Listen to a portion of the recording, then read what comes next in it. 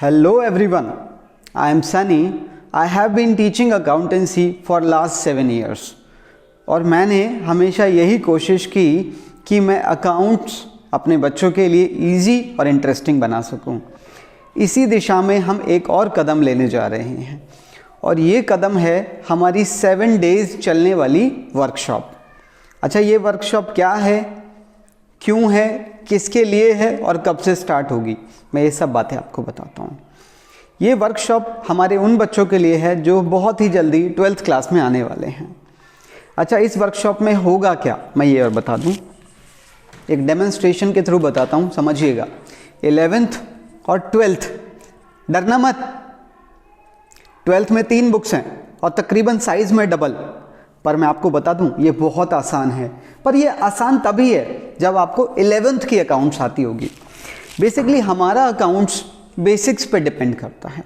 अगर आपने 11th में बेसिक्स को अच्छे से नहीं समझा है ना, तो आप 12th की अकाउंट्स में बहुत बहुत बहुत मेहनत करने वाले हैं, ये बात ध्यान रखना। तो बेटर ये रहेगा कि हम 11th के बेसिक्स को स्ट्रॉन्ग कर लें 12th स्टार्ट करने से पहले। तो इस वर्कशॉप में हम यही काम करवाते हैं। हम 7 डेज़ 11th के कुछ मेन टॉपिक्स को रिपीट करते हैं उन बच्चों के लिए जो 12th में आने वाले हैं। ठीक है, आइए मैं अपनी इसी बात को आपको एक टेबल की हेल्प से समझाता हूँ। चलिए मेरे साथ। हाँ जी बच्चों, देखिए ज़रा इस टेबल में, ये है 11th क्लास जिसकी डिटेल्स यहाँ दे रखी हैं, और ये है क्लास 12th, इसके चैप्टर्स का नाम मैंने नीचे दे रखा है। ठीक है, ये 12th की बुक नंबर 1 है और ये भी बुक नंबर 1 के अंदर ही आ जाता है। ये है हमारी 2nd बुक और ये है हमारी 3rd बुक के चैप्टर्स। ठीक है, अच्छा तो ये 12th हो गया और ये 11th। अच्छा, ये 11th के चैप्टर्स जो आप पढ़ चुके हैं अब तक, journal, ledger, cash book, depreciation, trial balance, bills of exchange, provision and reserve, financial statements with और विदाउट, अकाउंटिंग प्रिंसिपल्स, और ये भी चैप्टर्स थे कुछ, accounting equation, BRS, rectification, GST, single entry और सब्सिडरी बुक्स।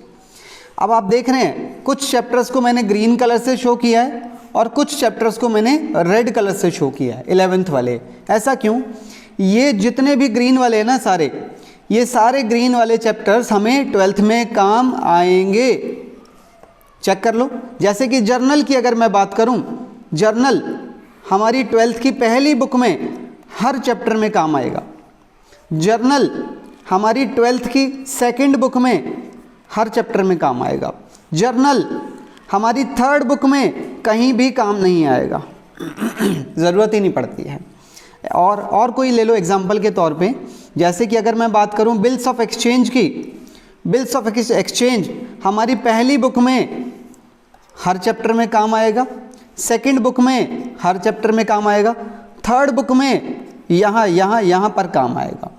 आप समझ गए हैं? जहाँ जहाँ यस लिखा हुआ है वहाँ पर हमें 11th के चैप्टर की 12th में ज़रूरत पड़ेगी, और जहाँ क्रॉस लगा हुआ है जहाँ भी, वहाँ पर हमें 11th के चैप्टर्स की 12th में ज़रूरत नहीं पड़ेगी। अब मैं आपको ये रेड वाला और समझा दूँ। ये 11th के वो चैप्टर्स हैं जिनको अगर आपने नहीं भी पढ़ा है, मैं ये नहीं कह रहा हूँ ये यूज़लेस हैं, अगर इन चैप्टर्स को आपने नहीं भी पढ़ा है तो भी कोई दिक्कत वाली बात नहीं है, इनका 12th में कहीं पर भी कोई यूज़ नहीं है। आप देख रहे हैं, आपको मेरी बात समझ आ गई है? तो जो हम वर्कशॉप करेंगे उस वर्कशॉप में हम इन टॉपिक्स को थोड़ा थोड़ा रिपीट करने वाले हैं। मतलब जैसे जर्नल के ऊपर हम 2 क्लास लगाएंगे, लेजर के ऊपर हम 1 क्लास लगाएंगे, कैश बुक के ऊपर हम 1 क्लास लगाएंगे। इस तरह से हमारी टोटल 7 क्लासेस में हम अपने इन बेसिक्स को रिपीट करने वाले हैं। समझ गए आप टेबल से? तो ठीक है, ये टेबल ही आपको एक्सप्लेन कर रही है कि किस तरह से 11th के टॉपिक्स 12th में काम आते हैं। तो बच्चों, आप सबने देख ही लिया होगा कि किस तरह से 11th एक इम्पॉर्टेंट रोल प्ले करती है क्लास 12th के लिए। तो आप सभी हमारी इस वर्कशॉप के लिए रजिस्ट्रेशन करा सकते हैं, जो कि ओपन हो चुके हैं, और रजिस्ट्रेशन की लास्ट डेट है 18 मार्च 2021। ठीक है, तो बहुत ही जल्दी मिलते हैं। Till then tata, bye bye.